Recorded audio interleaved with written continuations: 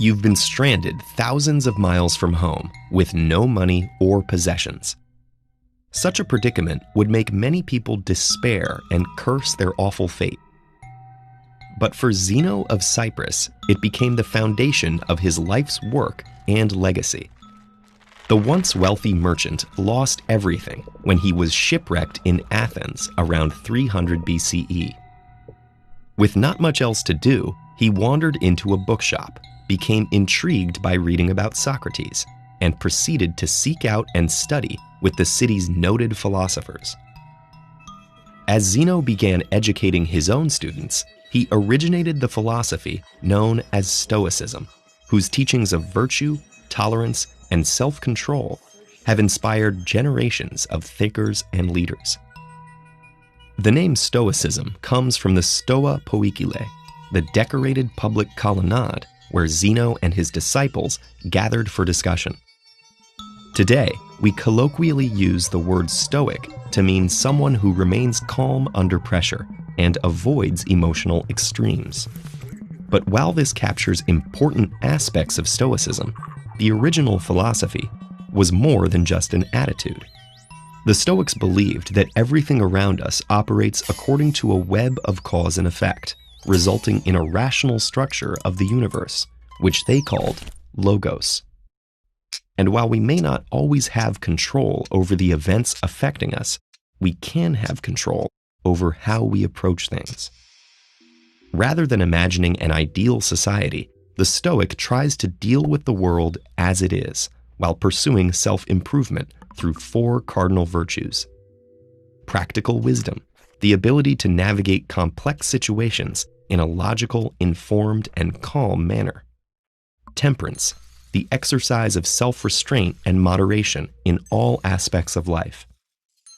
Justice, treating others with fairness even when they have done wrong.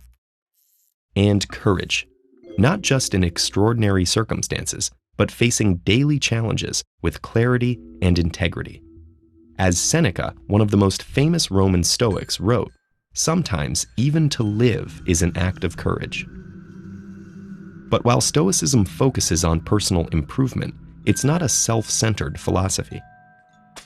At a time when Roman laws considered slaves as property, Seneca called for their humane treatment and stressed that we all share the same fundamental humanity.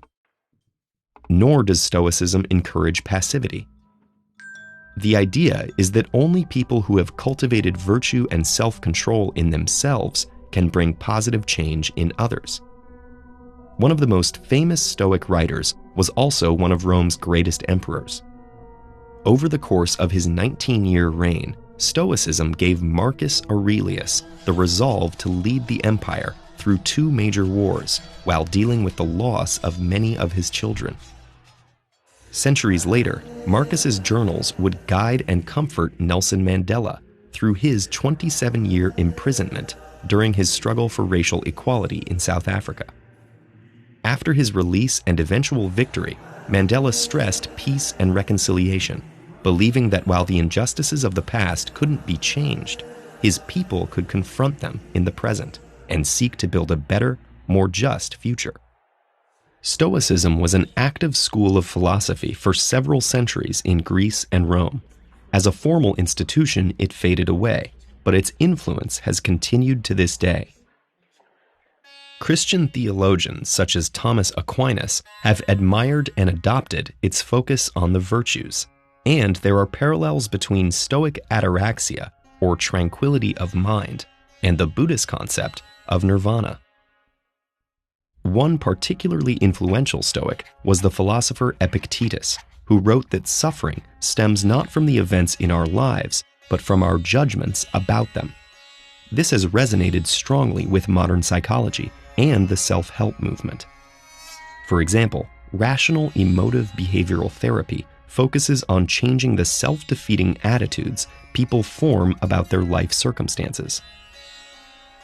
There's also Viktor Frankl's logotherapy. Informed by Frankl's own time as a concentration camp prisoner, logotherapy is based on the Stoic principle that we can harness our willpower to fill our lives with meaning, even in the bleakest situations.